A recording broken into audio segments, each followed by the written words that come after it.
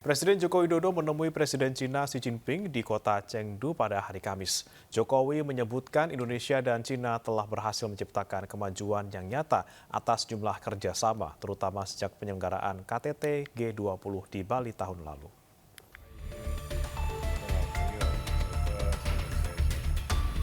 Presiden Joko Widodo kembali berkunjung ke Beijing, Cina untuk melakukan pertemuan bilateral dengan Presiden RRC Xi Jinping.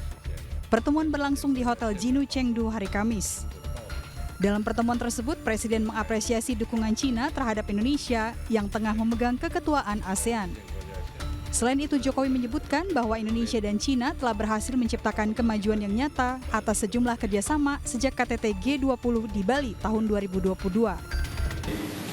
Terima kasih atas penerimaan yang sangat baik dan saya senang dapat berkunjung kembali untuk terus memperkokoh kemitraan strategis komprehensif kita.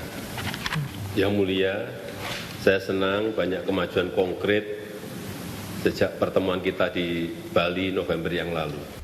Sementara Presiden Xi menyampaikan komitmen kerjasama di tingkat pemerintah dan antar masyarakat untuk menumbuhkan energi positif di kawasan dan dunia.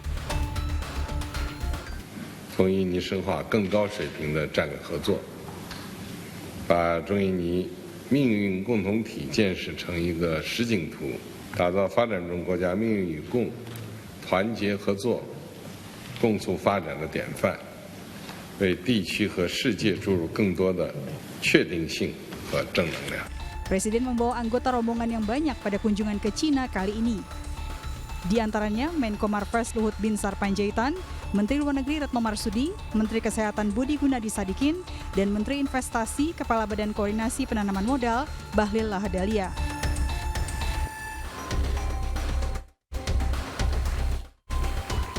Permintaan investasi dengan Cina tidak hanya diajukan kepada Presiden Xi Jinping.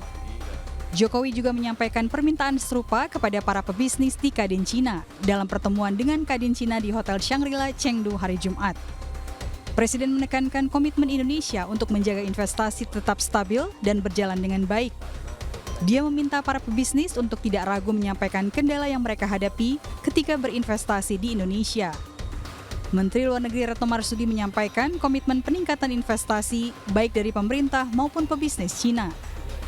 Mulai dari ekosistem kendaraan listrik, energi baru terbarukan, dan pengembangan ibu kota Nusantara.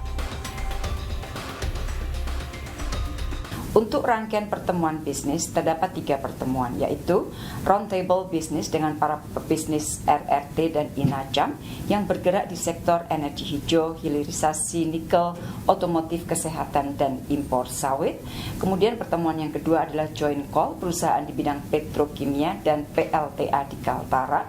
Dan yang ketiga adalah pertemuan one-on-one dengan salah satu perusahaan RRT yang bergerak di bidang kaca fluid.